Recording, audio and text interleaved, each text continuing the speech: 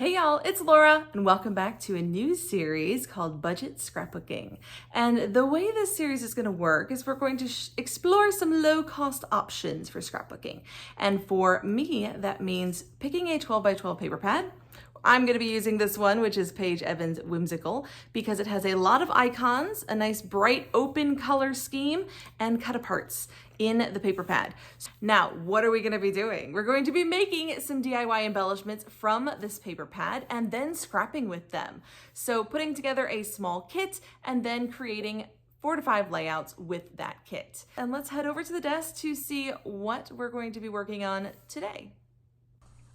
All right, so for today's layout, we're going to be doing a 9 by 12. This layout is of an artsy set of photos of one of my twins. These are some older photos, and I absolutely adore catching my girls in a crafty, creative mode. They get so excited to do creative projects, especially coloring and painting.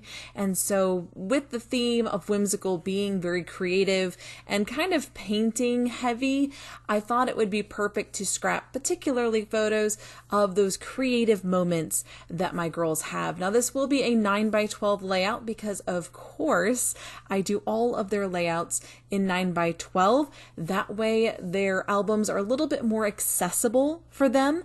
They have autism and have some difficulty with bigger, heavier things, particularly with the albums. Now they love looking through the albums, but because the 12 by 12s can become so unbearably heavy, I choose to do 9 by 12 for them just so that they can see them and look through them and enjoy them. Now this kit, if you have been following along, is entirely created from that same whimsical paper pad that I showed you at the beginning, and I've created a bunch of DIY embellishments in the previous parts of this series, so if you've missed that, be sure to check out the playlist that I have linked for you at the very end. It'll pop up as a video option at the end. The whole playlist is there, and you can see how we've made all of the titles and cluster embellishments and all of the other bits and pieces. There's a lot of fussy cutting in this. The entire kit is from the paper pad, which is a challenge of sorts that I had wanted to do for quite a while and have been kind of making notes for myself when I thought about it, of how I was going to make that work and some ideas for creating embellishments and titles in specific.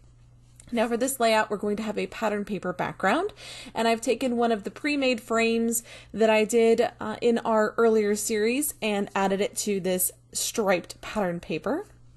Then we're going to layer even more pattern paper on top of it. So this layout I created with the intention of trying to do lots of different patterns, mixing them together and showing you how you can play with the multicolored aspects of these papers, as well as the more busy and more simple patterns and how they blend together. So as you can see, I have the busy pattern as a border, so it's a very subtle accent around the outside, whereas the larger piece is a more subtle stripe with very thin amounts of color in the background. For my two larger banners down from the top, I have a more subtle tone-on-tone, kind of a dark peachy color, kind of an orange maybe, and then I have a slightly busier pattern that has multicolored stars. So it's kind of pairing a little bit of the busy with the simple that makes it work. Having those multicolor patterns helps to bring in a lot of different colors, and so I have a big open color scheme to work with and can be as free and breezy with my color choices as I want because we have all of those colors already present in the background. Now for this one, I'm going to create a modified grid of my photos. So I have two 2x3 photos and a 3x4 photo. And then I've grabbed a little piece of a cut apart to tuck in to fill in that small gap at the bottom. So this little grid is going to all be stuck together on top of these beautiful banner pieces, and that's going to be the base for my layout. Now you will notice that I'm adding a little bit of glue onto my layouts now, and that is because I'm discovering even my double-sided tape is just not holding up long term. I don't know what it is. that dries out double-sided tape so fast, but it is absolutely not holding up in some of my older albums. And I just noticed as I was moving that several of them have layouts that were using double-sided tape and are falling apart.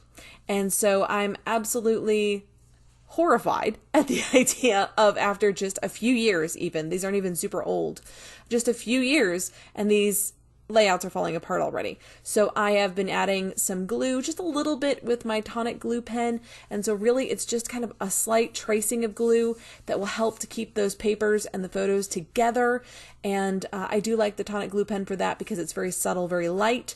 And so I don't have so much glue that it's creating those bubbles that can sometimes happen when you use a wet adhesive. And I wanted to make sure that I got one of these DIY embellishment clusters onto this layout. So I've made, I believe, 5 of these DIY clusters, and I want to get at least one onto every layout that I make this month using this little kit, and also my handmade titles. So the titles I end up using on this particular layout are the stamped titles that I made in that earlier part of the series.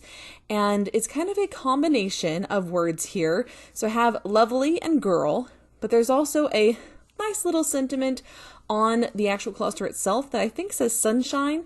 And so in the end, it comes out as lovely sunshine girl when I move the bits and pieces around. And I think that that fits quite nicely, especially when she's doing all of these beautiful, crafty, creative things. Sophia is definitely in a great mood, and her little sunshine side comes out a little bit more when she is drawing or painting. Those two things are just her jam. She is a very, very creative person. I think that for her, getting the opportunity to paint, especially with watercolor, is just one of those special experiences that she just really looks forward to and she gets super excited about. And so I love when I can just drag those paints out and let them have a go, let them have this little free paint, a little bit of fun, a little messy nonsense, just to brighten their day. I think that that's a wonderful thing for them to have every once in a while. And even though it can be messy, because let's be honest, no matter how many precautions you take, painting is a messy, messy business. And for my girls in particular, they don't necessarily pay a lot of attention to the attempts that mom's making to minimize the mess. And so quite often they will get paint all over the table, but that's fine. It's watercolor. It cleans up really easy. And that's something I have to keep reminding myself.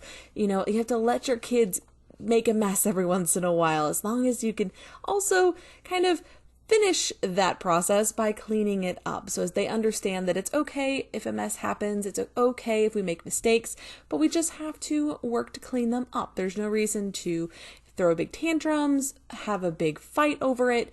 We just want to calmly handle the mess. And that is a challenge for me. I will be entirely honest with you.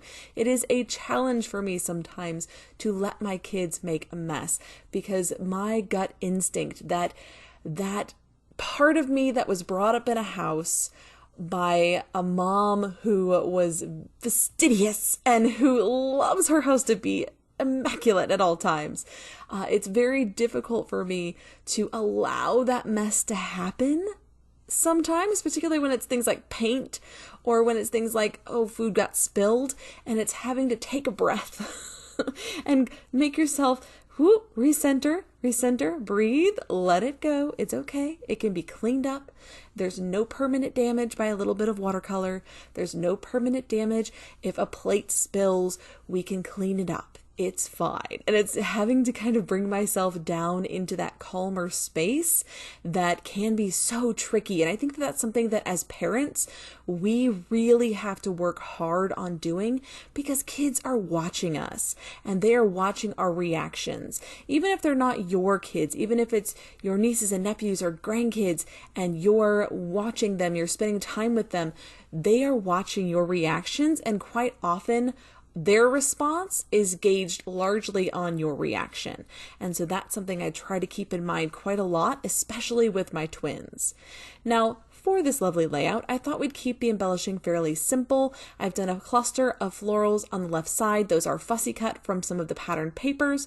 I've done a row of little tiny paper buttons at the top, again fussy cut from some papers, and then some of these little butterflies around the outside to add a bit of movement and kind of spread the layout out a little bit beyond the actual base of the layout. So having little scattering bits like tiny little florals that I love to fussy cut out, or these little butterflies, will help you kind of add a more whimsical and softer edge to a more linear layout. Because if you look at this layout at its core, it is a lot of rectangles.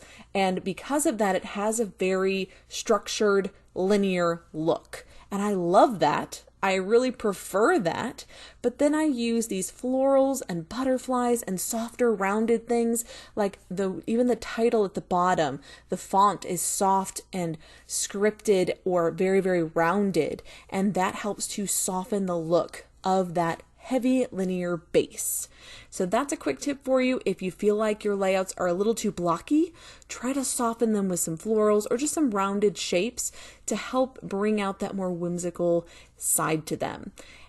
Now we're finishing this up with some scattering and splattering. Of course, I did my scattering with some tiny little florals around my floral clusters, and I'm bringing in 2 levels of splattering.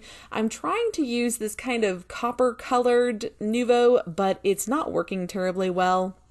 It's an older one, but also I find that other than the gold, a lot of the metallics are very stiff and they're hard to work with. And so quite often I have to kind of warm them up in my hands to see if that will help, or I just have to swirl it at the top after each drop to keep it from peaking. Now adding in some outlining before I come in with some gold Heidi Swap Color Shine to splash around the edges, and this one will be complete. I do hope you've enjoyed this one. I will have a new layout up for you next week as well from my budget scrapbooking series. And until next time, bye y'all.